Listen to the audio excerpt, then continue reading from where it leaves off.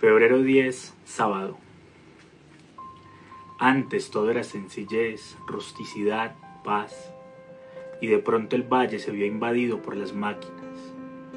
El mediodía fue roto por el grito estridente de las sirenas. Los caminos se perdieron bajo toneladas de polvo y anchas vías cruzaron el verdor de los sembrados. Los árboles, cercados por el humo, envejecieron y terminaron por perder sus hojas y sus nidos, y el silencio, ese bendito silencio que era como un manto protector tendido sobre el campo, huyó para siempre hacia las montañas. Así como el paisaje, los rostros cambiaron también. Ya no era la cara ancha y sonrosada del sembrador, ya no las mejillas frutales de las muchachas ni los ojos risueños de los niños. Eran semblantes deformados por grandes cicatrices, con hirsutos pelos que les daban apariencias bestiales o ridículas. Eran pieles ajadas por el sudor, ennegrecidas por el hollín, picadas por las viruelas inclementes que diezmaron la población del valle como plaga bíblica. Eran ojos asustados, huidizos, brillantes de codicia, señalados por las huellas imborrables de crímenes pasados. A eso lo llamaban algunos pomposamente civilización, progreso.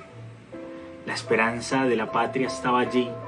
Con el sacrificio de unos pocos se aseguraba la tranquilidad de muchos.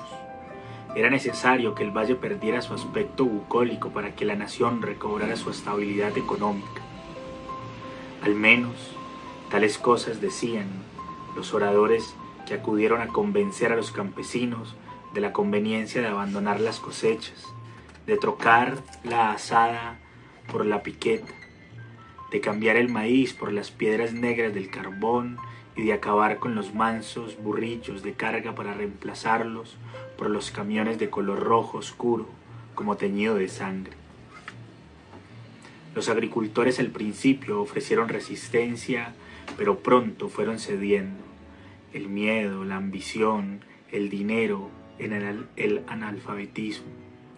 Después de que se descubrieron las minas de carbón en aquel vasto territorio, llegaron de los diversos puntos de la República gentes de toda condición social, pero generalmente desheredados, fugitivos y vagabundos.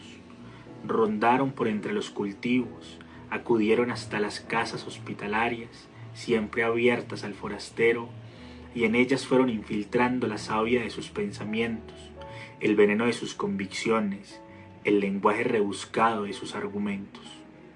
Entonces los dueños de pequeñas parcelas, verdes en invierno, doradas en verano, tuvieron que abandonarlas, entregándolas a la voracidad de los compradores. Algunos, inclusive, se vieron amenazados de muerte, pero los más terminaron cediendo de buena gana ante las promesas de un futuro de abundancia y prosperidad.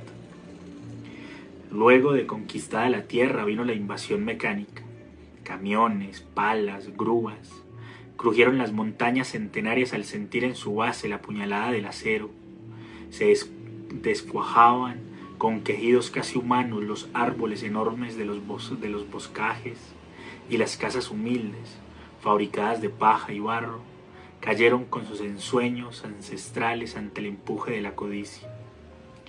No eran malas, quizá, las intenciones de los que esbozaron el proyecto, pero a través de centenares de labios y de cerebros diversos, las palabras y los pensamientos fueron deformándose, y aquellos hombres silenciosos y rústicos no adivinaron lo que vendría. Ocurrió pronto. El valle estaba habitado por 12 o 15 familias regadas en todas direcciones: el rancho de los Moreno, la fundación de los Montoya, la casita de los Ramírez. Así, por todos lados, un nombre amigo, un rostro sonriente, una mano franca. Y luego de la irrupción del progreso, fueron decenas de familias agrupadas en barrios miserables, apiñadas como tallos de trigo. Las construcciones apresuradas crecieron como cizaña, casas de latón, de madera, de piedras y cemento, y de allí surgió el pueblo, Timbalí. Eran rostros y conciencias distintas, pero era un solo idioma, y de súbito llegaron los extranjeros, ingleses, franceses, alemanes. Desterrados los unos, atraídos los otros por la sed de fortuna, guiados los demás por intereses de variada índole, penetraron al valle las palabras duras, metálicas, los rostros colorados y los cabellos rubios casi blancos. Mujeres altas y pálidas reemplazaron a las hembras morenas y ardientes de antaño. Construyeron casas de aspecto raro, con los tejados terminados en punta, con puertas de vidrio y de metal, y fundaron, a un lado del pueblo de los trabajadores, una especie de barrio con calles pavimentadas. Allí vivían esas pocas familias cuyos hombres vinieron pronto a mandar en los otros, en los dueños de la tierra, seres rubios que decían very good, oui monsieur, o absolument. Invadieron las oficinas, construidas apresuradamente en las estribaciones de la montaña, y los que antes fueron amos absolutos de aquellos rincones de los que habían huido para siempre del sosiego y la paz, se vieron obligados a obedecer a los extraños. Principio de explotación de carbón en gran escala. Las montañas que rodeaban maternalmente el valle contenían una incalculable riqueza. Bajo la tenue capa de verdura se ocultaban millones de toneladas de mineral, tanto que en 50 años apenas si se haría pequeña mella en su inmensidad. Por los campos ya secos y abandonados se tendieron los caminos metálicos, los hombres inclinados sobre la tierra, clavaban en su vientre largas púas de acero para sostener las líneas por las que meses después corrían veloces locomotoras lanzando al aire sus eructos negros y arrastrando tras de sí largas filas de carros que transportaban carbón hacia la capital. Todas las escalas sociales vinieron a formar el pueblo de Timbalí, desde los extranjeros que pisaban la tierra aquella, buena y acogedora, como dominándola, como amenazándola, hasta el pordiosero, hasta la prostituta. Entre los hombres atraídos por el vértigo llegó una mañana de tibio verano Rudecindo Cristancho. Era alto, delgado, de apariencia débil, la espalda inclinada, siempre los ojos bajos, la boca cerrada herméticamente, con las palabras justas para medio hacerse entender, las manos grandes, nervudas, descarnadas, largas y magras de piedra, y magras las piernas. Esto en lo físico, y en lo intelectual resignado hasta el sacrificio, pero no por heroísmo, sino por ignorancia. No supo nunca quiénes fueron sus padres ni le interesó averiguarlo. Sus recuerdos arrancaban de una época muy remota. Trabajaba en una finca como mandadero y soportaba los latigazos del dueño cada vez que no cumplía cabalmente sus deberes. Quizá desde entonces le nació esa resignación fatal, completa, terrible, ya que su alma había sido cruelmente deformada por la vida misma. Después de este periodo doloroso se encontraba en la cinta de sus evocaciones, trabajando como mecánico de un taller en una ciudad lejana, ya esfumada en la memoria, y luego pastora. Era su esposa. La conoció en el campo, en donde estaba colocado como jornalero, ganando 60 centavos diarios. De ello hacía algunos lustros ya. Se enamoraron. La mujer era bonita, buena hembra, como decían los vecinos. Rudecindo se sintió fascinado por sus ojos negros, su rostro fresco y sano, su cuerpo vibrante y erguido, y su olor de mujer plena. Y se casaron, una fría mañana de septiembre, en la iglesia de un pueblo distante cuyo nombre había olvidado ya. Vinieron los sufrimientos, la miseria, días enteros en que apenas tuvieron con qué comprar el pan. Después les llegó una hija. La pusieron María Elena de Nuestra Señora de las Mercedes, pero todos, desde pequeña, le decían cariñosamente Mariena. Tenía 14 años. Bajo la tela del traje se le insinuaban los senos. A la espalda le caían las trenzas como gemelos chorros de sombra. Tenía los mismos ojos de la madre, grandes, negros iluminados y la piel morena pálida, con transparencias nacarinas cuando la invadía el pudor. Luego nació el hijo, Francisco José de la Santa Cruz, pero le decían Pacho, para ahorrar tiempo. Tenía 12 años, era delgaducho como el padre, pero al contrario que él, de un carácter vivo, alegre, emprendedor y también violento. Porque en su alma infantil, que había copiado como una filmadora las amarguras y las traiciones, brotó una chispa de rebelión que permanecía oculta, agazapada como una fiera que en ocasiones enseñaba las garras. Esa era la familia de Rudecindo. Su mujer, su hija, su hijo y posiblemente otro, porque Pastora hacía ya 7 meses que estaba embarazada. Tal vez el mismo Rudecindo no supo de dónde había llegado ni a qué. Quizá lo empujó el vértigo, ese que llevó al valle a tantos hombres, a tantas mujeres, a tantos niños, todos con la ilusión de una riqueza fácil, de un jornal suficiente, todos con el anhelo de vivir mejor, de dar un vuelco a la monotonía de su tránsito por el mundo. Eso los guiaba hacia el progreso creciente de Timbalí, una ansiedad oculta a veces manifiesta, pero siempre existente, por cambiar de vida, por mejorar, por tener con qué comprar un traje nuevo, una silla, una mesa, lo que, en síntesis, constituye la felicidad, conforme la conciben muchos. Esa felicidad material, esa satisfacción de los sentidos, agua para el sediento, pan para el hambriento, ropa para el desnudo, cama blanda para el fatigado, consuelo para el afligido.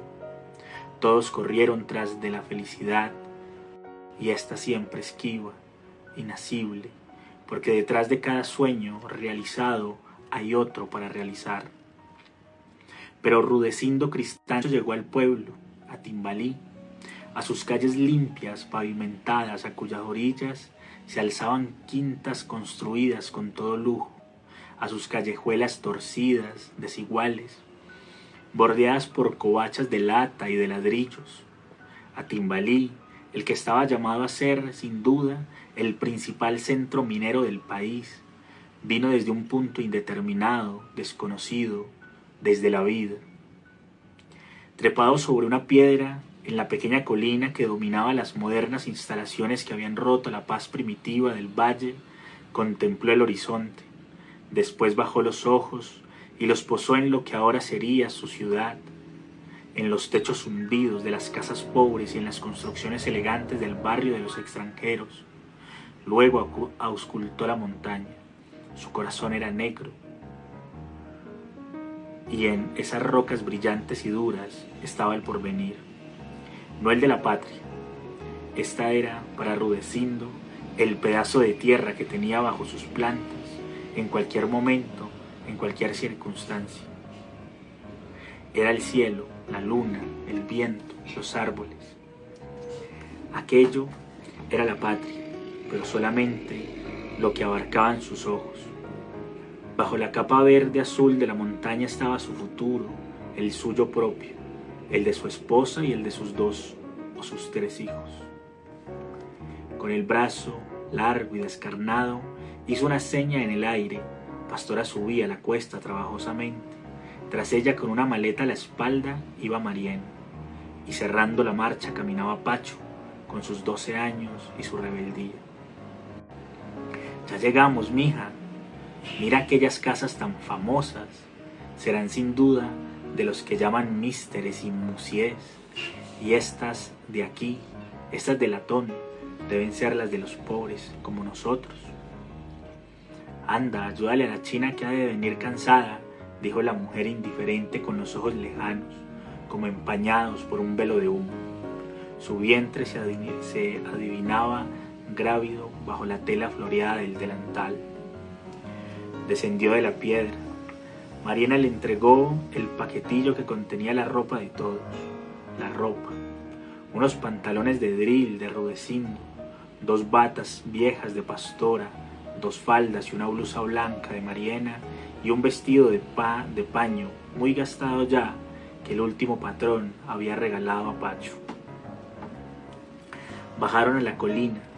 El sol enviaba sobre la tierra seca, calcinada, estéril, sus llamaradas de verano.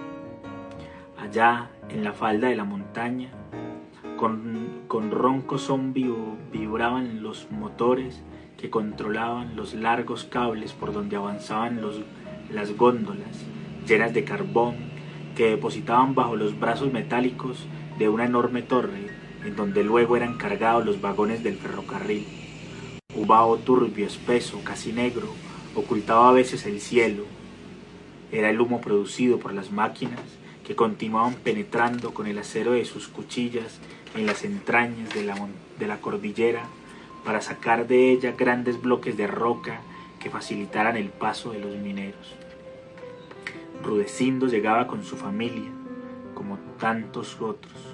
Timbalí era un puerto, una ciudad abierta. Todos sus caminos estaban francos y los que allí penetraban creían que esas trochas llevaban al progreso, a la estabilidad económica, al ahorro, al bienestar. Con ese mismo pensamiento, con idéntico anhelo, los 4, 5, descendieron rápidamente al valle. Ya deben ser las 9, ¿no crees que debo ir a preguntar por el trabajo? Y sin conseguir la posada, esto está feo. Pues pregunta en aquella casa, esa blanquita de la esquina puede ser que nos dejen pasar la noche. Pero los dueños no consintieron. Rudecindo volvió con el ánimo oprimido, cabizbajo, como si buscara algo dentro del polvo amarillento y pegajoso de la calleja. Todas las puertas estaban cerradas para ellos. No había cuartos, no se recibían forasteros. Se trataba de una casa de familia. En fin, oyeron todas las disculpas imaginables. Perdieron una hora en su infructuosa búsqueda. De pronto se dieron cuenta de que llegaban al límite del pueblo. Se presentó ante ellos un panorama extraño, desolador.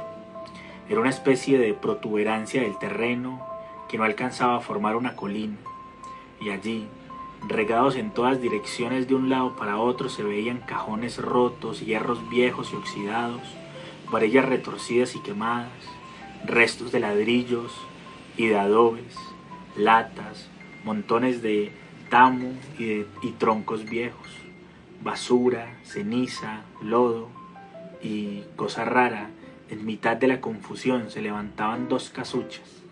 Estaban construidas con maderos inservibles y medio calcinados, con canecas vacías y rotas, con latas de diversos tamaños y colores, con hierros decrépitos. Parecían, más que levantadas por la mano del hombre, hechas al azar, formadas casualmente al arrojar los desperdicios de la ciudad, las obras de las estructuras, los empaques de las máquinas y de los motores. Eran como esos cubiles de los cuentos de brujas que milagrosamente se sostienen. Los 4 intrusos las contemplaron asombrados. Aún en la mitad del día, con aquel sol clarísimo de verano, inspiraban miedo, desconfianza, casi terror. Parecía como si de repente de aquellas puertas improvisadas fueran a salir seres fabulosos para rechazarlos por su intromisión en sus dominios prohibidos. Oyeron nítido el llanto de un niño. Venía de una de aquellas chozas. Lo vieron luego asomarse a la puerta de la cabaña. Era pálido, delgado. Desde lejos se veía la anemia de su cuerpo débil y blanco. Tras él apareció una mujer joven. El pelo alborotado le tapaba la frente y le caía por detrás sobre los hombros que el traje modelaba. Se quedó quieta, mirándolos. Los ojos claros tenían una fijeza martirizante. Rudecindo bajó la cabeza conforme a su costumbre, pero Pastora, desesperada ya de la inútil caminata, se acercó a la desconocida. Buenos días tenga la patrona. Buenos. Venimos buscando posada, llegamos al pueblo a trabajar, todos nos han cerrado la puerta en las narices. En aquella casa no vive nadie. ¿Y de quién es? No tiene dueño. Esta tampoco, aquí no nos molestan. El niño había dejado de llorar y los miraba. Tendría 3 años, tal vez menos. Era rubio, con los ojos claros como los de la madre. Yo me llamo Cándida y este es Neco, mi hijo. Y nosotros, este es mi marido Rudecindo y esta es mi hija Mariena y este es Pacho y yo pastora para servirle. Bueno, creo que seremos vecinos. La casa aquella está en peores condiciones que esta. Tiene más goteras, pero conseguirán arreglarla. Se vive como se puede. ¿Qué le vamos a hacer? Anda vos, mija. Yo me voy a buscar trabajo. Que Dios lo lleve. Rudecindo se alejó. Lo dominaba el miedo, lo poseía la timidez. Sintiéndose solo, era incapaz de obrar. Le faltaba el apoyo de Pastora. La mujer había aprendido a dominarlo sin violencias, ni groserías, ni insultos. Necesitaba de ella tanto como del aire. Era su guía, su consejera. Lo impulsaba cuando las fuerzas le fallaban, como ahora, cuando deseaba tenerla a su lado. Pensó en Mariena, que ya era casi una mujer. Pensó en su hijo, en aquel nuevo fruto que iba ensanchando el vientre de Pastora. Nacería quizá allí, en esa casucha formada por los desperdicios de esa inmunda choza, alejado de toda compasión, de todo cariño, pero tendría al menos el suyo. Sus manos rudas temblaron un momento, cual si acariciaran ya la cabeza pequeñita del hijo o de la hija, porque también podía ser una chiquilla. En un principio él no había querido que naciera, no deseaba un nuevo sufrimiento, una nueva responsabilidad. Pensaba en las noches en vela, en la leche para el recién nacido, en las enfermedades, la tosferina, el sarampión, y deseaba librarse de esos padecimientos, evitárselos a su esposa y también a aquel ser que entonces no era sino un corazón pequeñísimo, un cerebro sin entendimiento, sin pensamientos ni deseos. Pero ahora se alegraba de que naciera, de que viniera a llenar el silencio y la soledad de sus horas, primero con su llanto, después con su risa y luego con su palabrería infantil. Por ese mismo ser nuevo, por ese hijo que abriría dentro de poco los ojos al mundo, debía ser fuerte, luchar y vencer, conseguir un empleo que le permitiera ofrecer lo necesario a su esposa, a sus muchachos. Sus pies descalzos se enterraban en el polvo de la calle.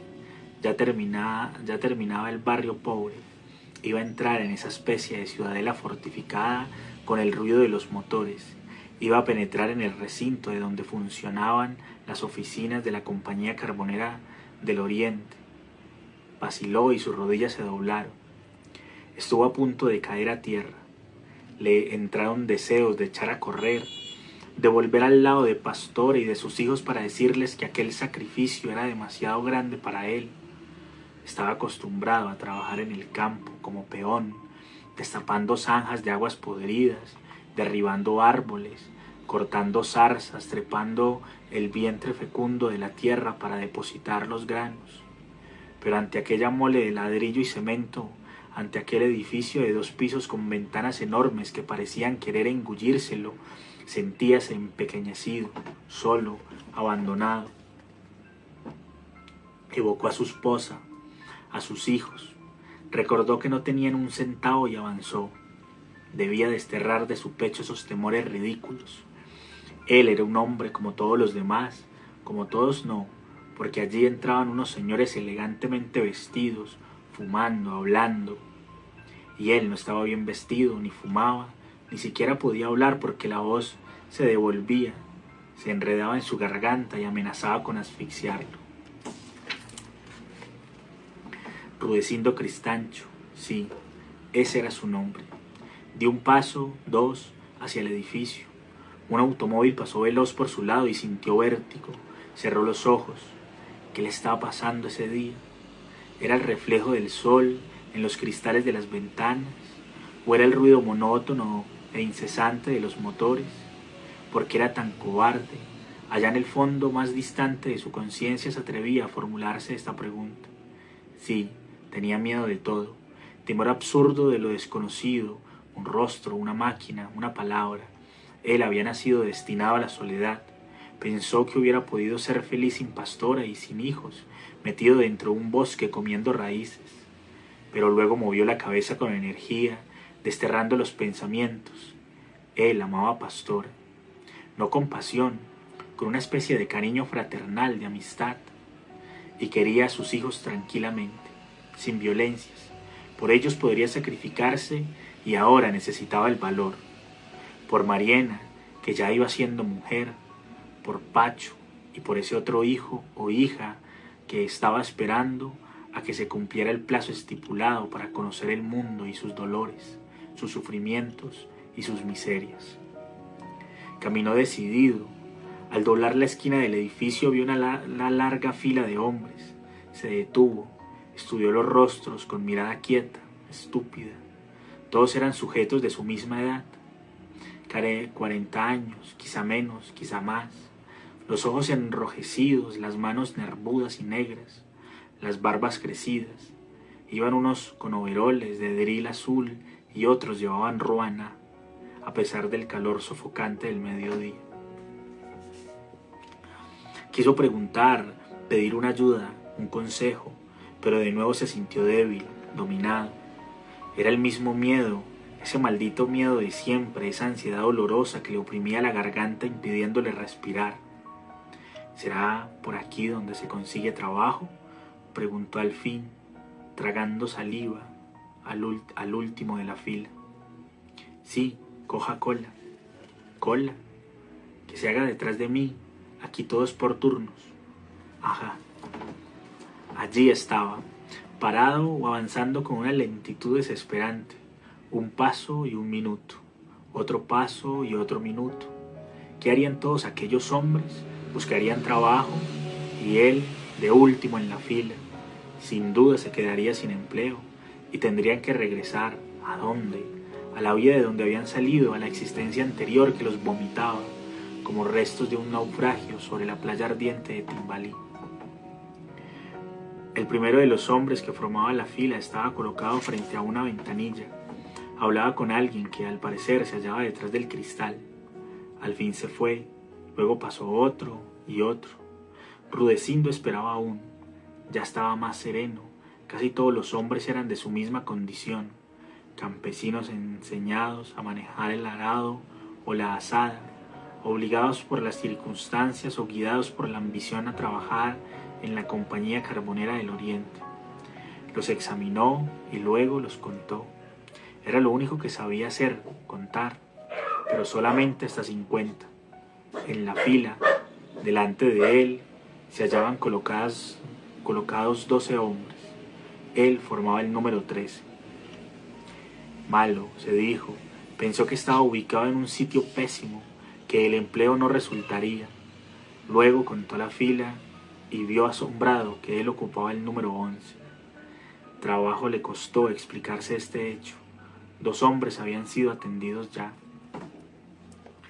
Estaba decidido a todo. Se engancharía en lo que fuera, pero ojalá lo dejaran en un lugar donde las máquinas no hicieran tanto ruido. Les tenía miedo. Miraba pasar por sobre su cabeza, a considerable altura, las góndolas que venían de las distantes puertas de las minas llenas de carbón. No comprendía ese fenómeno, enormes carretillas resbalando tranquilamente sobre lazos al parecer de acero. Instintivamente se hacía a un lado cuando pasaba la góndola. Un obrero que estaba delante de él lo notó. «Ala, ¿no habías trabajado nunca por estos lados?» «No, señor, yo soy de lejos». «¿Y qué? ¿Te dan miedo las góndolas?» ¿Las que, su merced?» «Los bichos esos», y las señaló con el dedo. «Me parece que han de venirse encima». El compañero rió. «¿Vienes a buscar trabajo?» «Sí, señor». «¿Y qué sabes hacer?» Pues yo trabajaba antes en el campo. ¿Como jornalero?» «Sí, señor». Tal vez te enganche para los túneles de la Pintada. Se cayó hace poco una parte de la bóveda y tienen que sacar los escombros para reconstruir la galería». «Ay, ojalá, porque con 2 muchachos, casi 3. ¿Casi 3? Preguntó el otro riendo. Tenía el rostro curtido, pero la mirada franca, la frente alta, los ojos firmes. En esos momentos, cortando la respuesta de Rudecindo, se oyó por todo el valle la sirena central de la compañía. Anunciaba la hora del descanso. Eran las 12. ¿Y eso qué fue? Pues hombre, que nos vamos sin poder hablar con el jefe de personal. ¿Y él quién es? El que da y quita los empleos, el que atiende las solicitudes, en fin, el que maneja las oficinas. ¿Y por qué no podemos hablar?, preguntó, viendo que ya todos los de la fila, 5 nada más, se marchaban hacia distintas partes. Porque son las 12. ¿Y hasta qué horas hay que esperar, su merced? Hasta el lunes. Hoy es sábado y por las tardes no hay oficinas. Y no me diga más su merced, no sea pendejo. Todos aquí somos compañeros. Hasta luego, pues. Que Dios le pague. Rudecindo se marchó, triste como siempre, mas ahora quizá llevaba a su casa una mala noticia. No había podido siquiera solicitar un empleo. Nadie oyó su voz llena de angustia. Ninguno de aquellos extranjeros rubios que decían palabras incomprensibles pudo escuchar sus frases suplicantes. Tendría que esperar hasta el lunes, como le dijera su compañero. Sábado por la tarde, domingo. Casi 2 días, sin pan, sin dinero, sin amigos. Pensó en la mujer de los ojos claros, como era su nombre, Cándida. Sí, Cándida. Y el chiquillo no recordó. Hizo un esfuerzo, pero fue en vano. Sintió hambre. Era como si llevara en el estómago una garra que se le clavara dolorosamente. Apresuró el paso. Hallaría un consuelo en las palabras de su esposa. Pensó en Mariena. Ya estaba hecha una mujer y era bonita como pastora cuando la conoció. Ahora, después de 15 años, ya la encontraba ajada, marchita, seca. Atravesó casi corriendo aquellos caminos negros que conducían al edificio de las oficinas. Luego lanzó una mirada oblicua, de temor y de rencor a un tiempo, hacia las lujosas construcciones de los extranjeros y penetró en el poblado de los pobres. El polvo amarillo se le metió por entre los dedos desnudos, lo apartó furioso como si quisiera alejar a un ser tangible, maligno, y allí estaban, por fin, los escombros, los desperdicios tirados sobre el montículo. Allí se alzaba su casa. Su casa, sí, era suya. Por lo menos nadie se la disputaría. Allí estaban. Le pareció más nueva. Habían alejado la basura de los alrededores y la puerta se hallaba ya en su sitio. Siempre le había gustado llegar a su hogar y entraba a él alegre, esperanzado, pero ahora su entusiasmo se desmoronó lentamente. Llevaba una mala noticia. 2 días sin pan, sin dinero y sin pan. Hola, ¿cómo le fue? La voz clara, mimosa, lo despertó de su amargura. Era Cándida. Bien, su merced, esto mal, porque tengo que volver el lunes. Había mucha gente, una fila.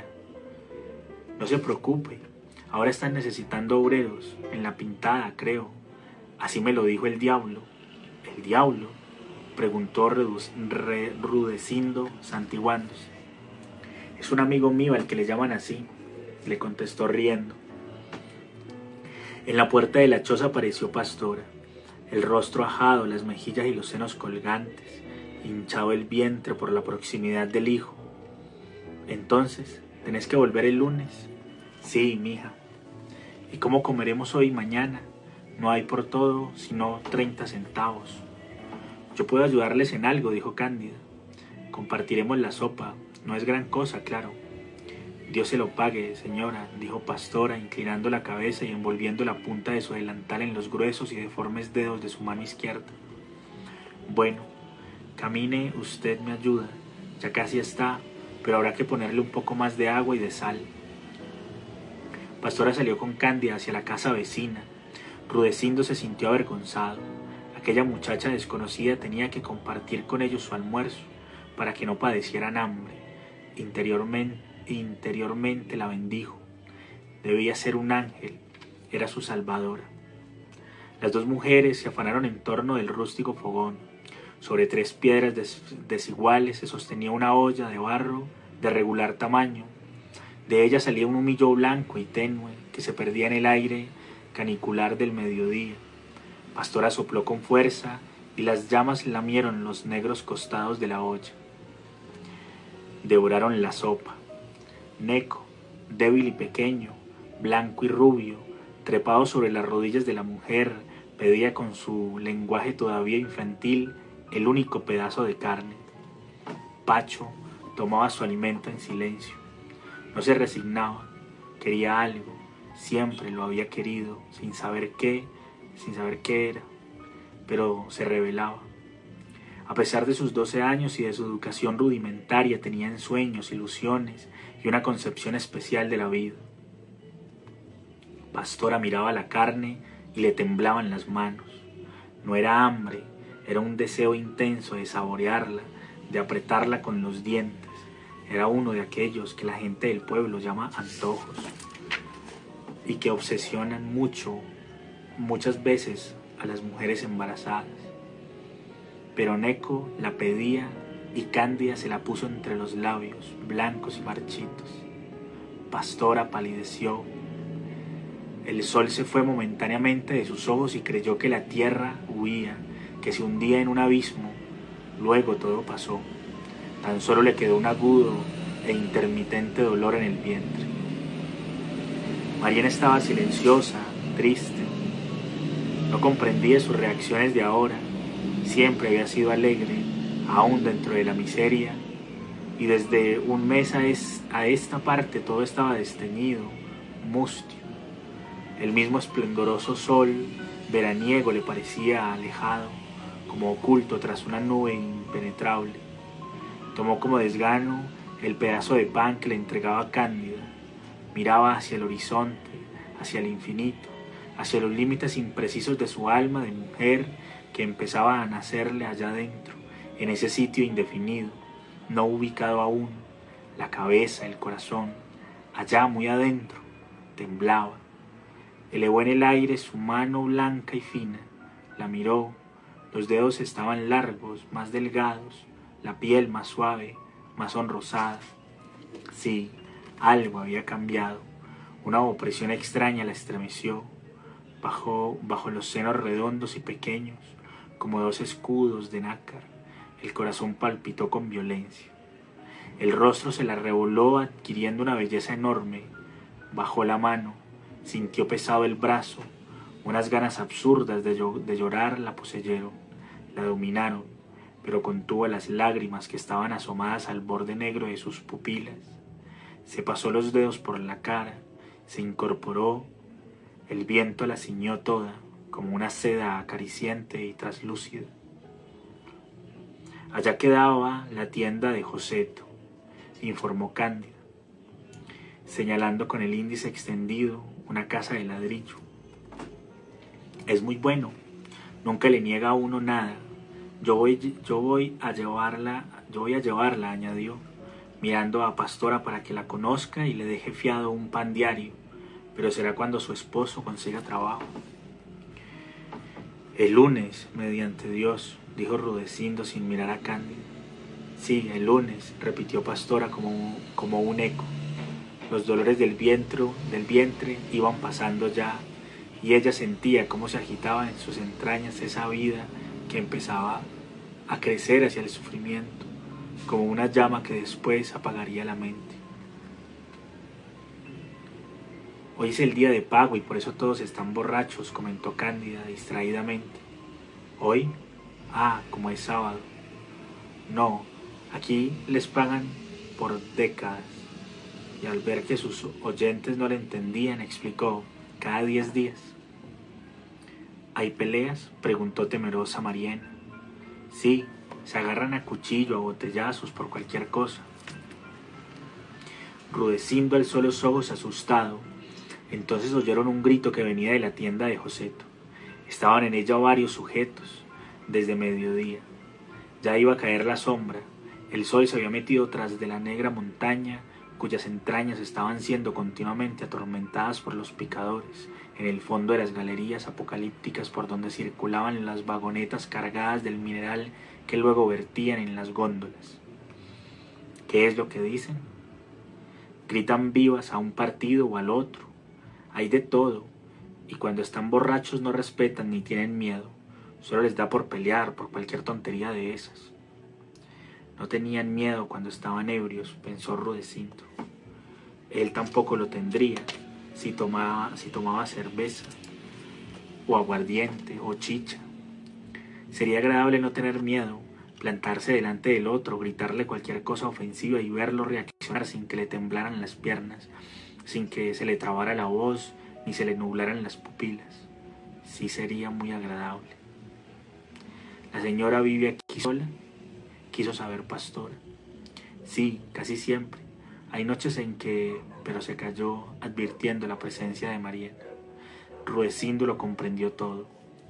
Mas, mentalmente, halló de inmediato una justificación para el proceder de Cándida. ¿De dónde venía aquella mujer? De cualquier sitio. ¿A dónde iba? A cualquier parte. ¿Qué había sido su vida antes de aquella tarde? Eso no les importaba. Les bastaba saber que había compartido con ellos su escaso alimento y que le estaban agradecidos. No tenían derecho a juzgar los procederes humanos. Solo Dios podía absolverla o condenarla. Pensó Rudecindo que ella quizá no sabía quién era el padre de su hijo, de aquel muchachito débil, anémico, que se había dormido sobre sus rodillas. Pensó que Cándida era una mujer que se entregaba a uno y a otro para obtener un poco de dinero con que continuar arrastrando su miserable existencia. Pero no le hizo reproches. Casi la absolvió. Estaba sola. No tenía padres, hermanos, esposo. Solo sola contra el mundo, contra una manada de lobos hambrientos, contra centenares de mineros que buscarían en ella el espasmo fugaz del placer, para dejarle entre las manos una moneda o un billete ajado y viejo, tan viejo como el mundo o como el vicio. ¿Quién podría protegerla de la voracidad de los hombres? Pensó con horror en Mariana y en Pastora. Si él faltara un día, si de pronto no pudiera trabajar más, si su mujer se viera obligada a aceptar cada noche a un hombre distinto para tener con qué comer, si Mariana se fuera de su lado para seguir en otra ciudad como aquella, en otra mina de carbón, una existencia como la de Cándida, con un hijo de nadie, con una casucha miserable y un amante que le tirara un pedazo de pan. Cerró los ojos, aterrorizado, y apretó los puños. Una súbita oleada de decisión lo invadió. El lunes madrugaré. A las 5 estaré frente a la ventanilla. Allí no abren hasta las 8, dijo Cándida, y se quedó mirándolo compasiva, burlón. Un nuevo grito vino de la tienda de Joseto. Luego muchas voces se elevaron a un tiempo. ¿Qué será? Una pelea, es común. Los gritos aumentaban. Se oyó un disparo. ¿Son así siempre? Sí. ¿Y no hay policías? ¿No hay autoridades? Vean, allá está un agente. Como es Quintero. Ya se acabó la pelea. Sin duda fue por política. Son unos imbéciles. Cuando se les sube el alcohol a la cabeza no saben más que gritar abajos a los godos o a los cachiporros, y entonces vienen los puños, los tiros, los botellazos. Un grupo se destacó por el camino que conducía a las distantes veredas de Timbalí. Eran 3 hombres y una mujer. Uno de ellos llevaba la cabeza rota y la sangre le empapaba el rostro. Sus maldiciones y sus injurias vibraban en el aire como dardos sonoros. La mujer trataba de calmarlo. Lloraba. Conducía a sus espaldas un chiquillo y en la mano un costal medio lleno de verduras y frutas. Pasaron junto a chozas. Cándida saludó con la mano a uno de los del grupo. Él le contestó en la misma forma. Luego todos 4 se perdieron tras el alborado marchito, opaco, que ocultaba el camino. Iba cayendo ya la noche. Parecía como un enjambre de abejas negras que bajaran de las colinas extendiendo sus olas sobre el valle. De repente la luz surgió de todas las calles, en los portones de las casas, en las ventanas. Se iluminaron las instalaciones de la montaña en donde los obreros llenaban las góndolas en la boca de las minas. Rudecindo contempló, absorto, cómo iban naciendo estrellas amarillas en la falda de la cordillera. Y allí, en un rústico albergue, la soledad, la sombra y el frío también, porque de los cerros bajaba un vientecillo helado y cortante como un cuchillo. En la charca vecina empezaron las ranas su canto monótono. Era un solo acorde, sostenido hasta el fastidio. A veces las chicharras cantaban, ocultas entre las ramas secas y polvorientas de los árboles vecinos.